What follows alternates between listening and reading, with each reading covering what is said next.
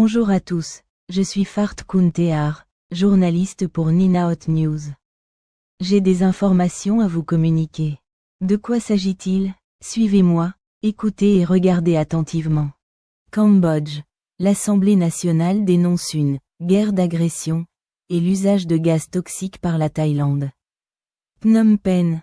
Le 8 décembre 2025, la tension est à son comble à la frontière kashmiro-thaïlandaise. L'Assemblée nationale du Cambodge a émis une motion condamnant avec la plus grande fermeté ce qu'elle qualifie de « guerre d'agression » menée par la Thaïlande.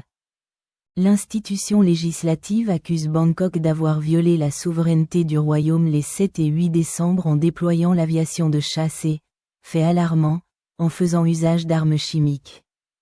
Selon les informations communiquées par l'Assemblée, l'armée thaïlandaise a lancé une offensive coordonnée sur plusieurs fronts dans les provinces de Prawiyar, Banten et Aceh et Haut-Darmé Aceh. Elle fait état de frappes de chasseurs F-16, de tirs d'armes lourdes et de l'utilisation de « gaz toxiques » contre des cibles cambodgiennes. Ces attaques, qualifiées de « belligérantes » par les députés, ont causé des pertes en vies humaines et de nombreux blessés parmi la population civile, outre des destructions matérielles considérables.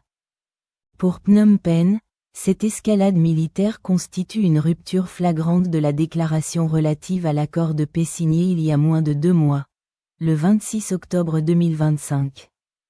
Ce pacte de non-agression avait pourtant été scellé sous les yeux du monde, en présence du président américain Donald Trump et du premier ministre malaisien Anwar Ibrahim, actuel président de l'ASEAN.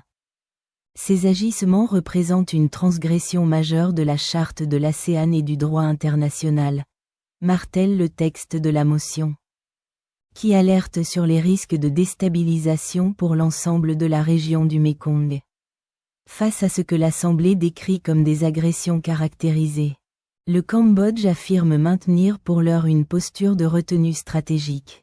L'Assemblée nationale soutient la ligne du gouvernement royal, dirigé par le Premier ministre Samdech Tipadei Manet et le président du Sénat Samdech Techo Hun Sen.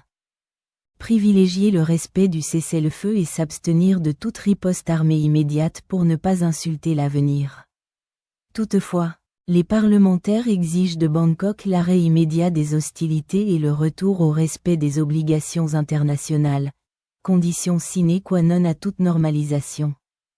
L'Assemblée nationale a lancé un appel solennel à la communauté internationale, et spécifiquement à l'ASEAN, pour qu'elle sorte de sa réserve et condamne les actions thaïlandaises.